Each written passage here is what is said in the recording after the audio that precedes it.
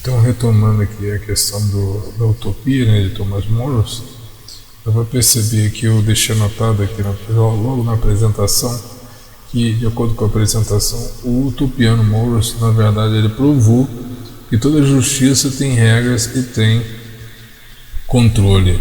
Eu vou dizer assim, é possível criar uma sociedade justa, desde que seja uma sociedade controlada, ou seja, os injustos sejam punidos. Existam leis que... porque assim, o que mais se deseja é uma justiça sem leis, né?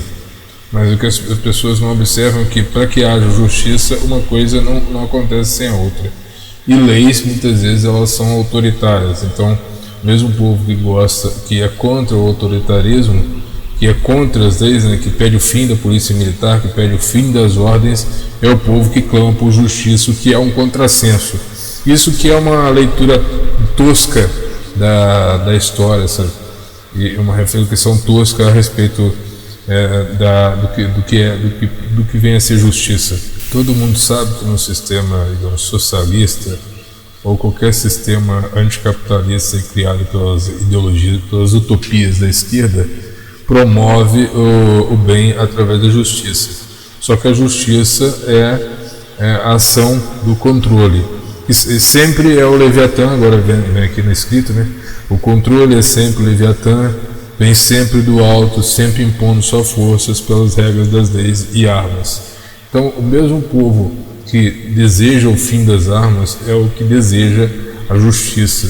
E se o cidadão que pede a justiça está desarmado, ele fortalece o controle, e o controle que vem do alto, sabe?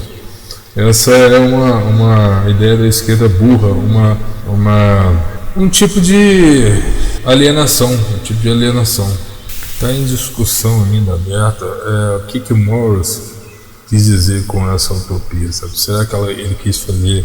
Eu acredito que ele tenha jogado de uma forma isenta, ao mesmo tempo que ele queria fazer uma crítica à Inglaterra do seu tempo, né, aos abusos da Inglaterra do seu tempo, né? Ele também fez uma crítica à possibilidade, por ser cristão, a possibilidade de um outro mundo, mas que na realidade também está afadado ao fracasso, de acordo com esse controle, né? Esse controle absoluto, né? Essa justiça sem liberdade, né?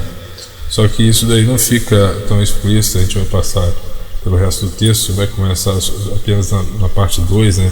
Quando acabar essas introduções aí, esse engajamento do texto, mas a gente vê por aí, eu coloquei, né? A sociedade, na visão de Morris, está dada ao fracasso, uma transposição da realidade. Como cristão católico, ele jogou em duas vias de forma lúcida, em a realidade consequência da Revolução Industrial, e a outra corresponde à miragem das possíveis utopias, né?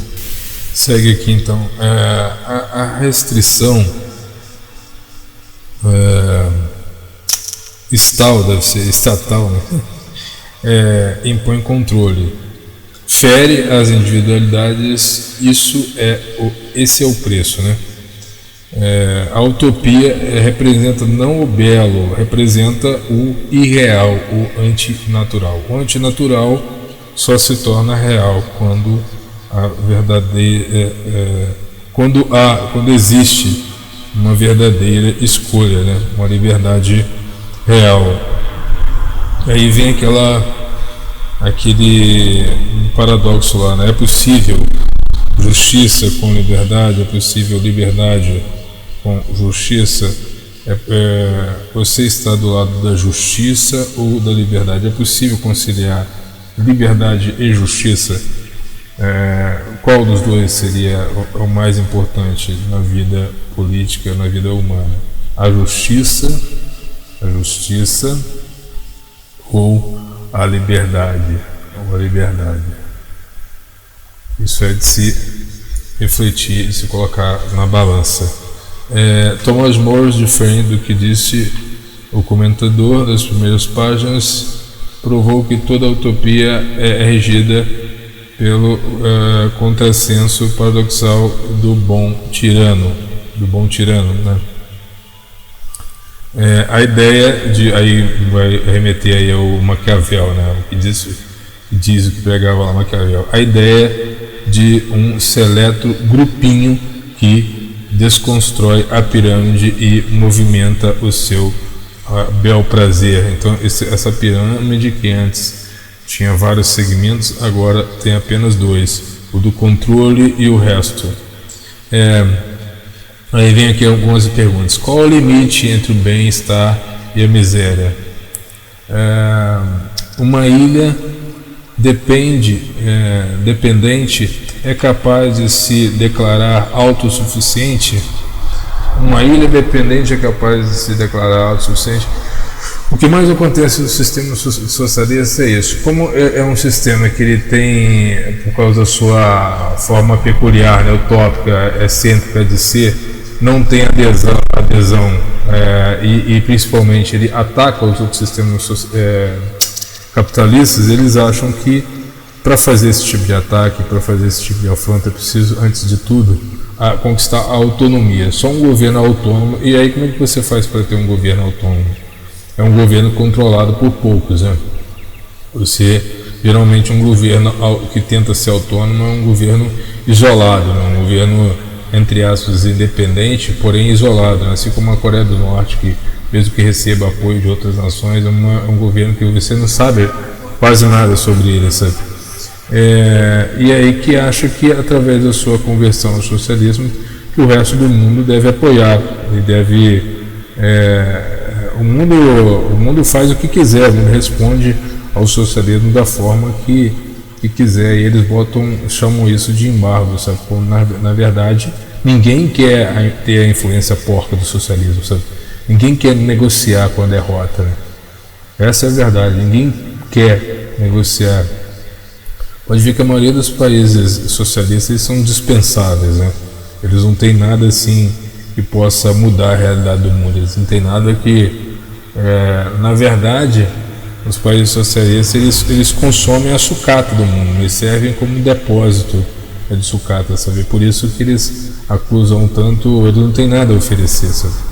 Não tem nada a oferecer porque essa distribuição ela depende mais do mercado externo. Eu não sou economista para dizer isso, mas pelo que eu sei, depende mais do mercado externo. Ela não pode ser, ela nunca será uma distribuição estável, sabe? Principalmente uma dependência, e ela precisa jogar junto com o controle populacional, ou seja, a liberdade é impossível dentro de um sistema desse. Qual é o limite? Já li isso aqui. Então, primeiro, antes que um país se declarar utopista, né, ou socialista, ou qualquer coisa desse naipe, ele precisa, antes de tudo, lutar pela autossuficiência, sabe? Ele tem que garantir que não precisa de outros países, não precisa principalmente dos países capitalistas, né? É o choro e a reclamação do sistema capitalista, e depois a submissão total aos países capitalistas, sabe? Eles são incapazes de existir, né? Fora do sistema capitalista. O ser humano é egoísta ou altruísta? Essa é uma pergunta. É possível uma sociedade sintética, sem a opressão de um Estado forte? É possível uma sociedade antinatural sem a opressão do Estado forte? Essa daí são a pergunta aí, né, que eu tenho a dizer a respeito da utopia de Burroughs. Um grande abraço e até o próximo vídeo.